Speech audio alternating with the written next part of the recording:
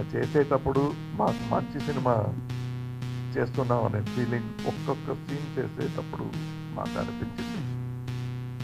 కానీ picture finish అయిన తర్వాత ఇది మంచి సినిమా మాత్రం కాదు, ఇది మంచి కమర్షియల్ సినిమా అనేది మాకు వచ్చింది. అది నిజమే అని మీరే నిరూపించారు. అది మేము అనుకుంటున్నాం, అది డబ్బు పెట్టామని కాదు, అంత చెమట అంత కష్టపడి అండ్ మాకు అన్నీ దొరికినాయి. వెతుక్కుని వెళ్ళడం కన్నా వచ్చి పడ్డాయి. బాలచంద్ర గారు ఫస్ట్ నేను చెయ్యను ఒక మాట చెప్పారు, మాకు అందరికీ కూడా నచ్చలేదు. మధ్యలో నేను తెచ్చిపోతే ఏం చేస్తావు అన్నారు. అది మీరు మాకు నేర్పిన విద్య ఉందండి, కథ మార్చి రాసే అంతవరకు యూజ్ చేసుకుంటాను, మీరు చెయ్యాలండి అని కంపల్ చేశాను అనమాట.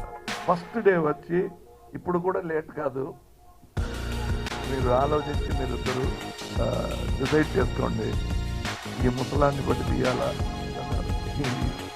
అప్పుడు అలా ప్రతిమాలి వస్తున్నారు. సో బాలచంద్ర గారు ఉన్నారన్న తర్వాత ఇద్దరిని కేబీ గారిని సెట్లో చూడడం చాలా ఆనందంగా ఉంటుంది. కేబీ గారు నమస్కారం చేశారు.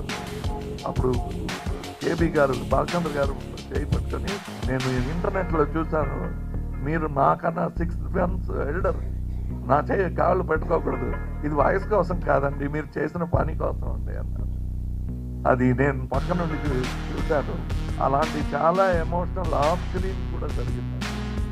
అంటే ఇద్దరు పెద్ద మనుషులు, వాళ్ళతో మేము పెద్ద మనుషులుగా యాక్ట్ చేయడం, అంటే డైరెక్టర్గా నిర్మాతగా హీరోగా యాక్ట్ చేసాం. కానీ వాళ్ళకి తెలుసు మా ప్రయత్నంతో ఆ రూపాన్ని సృష్టించిందే వాళ్ళు.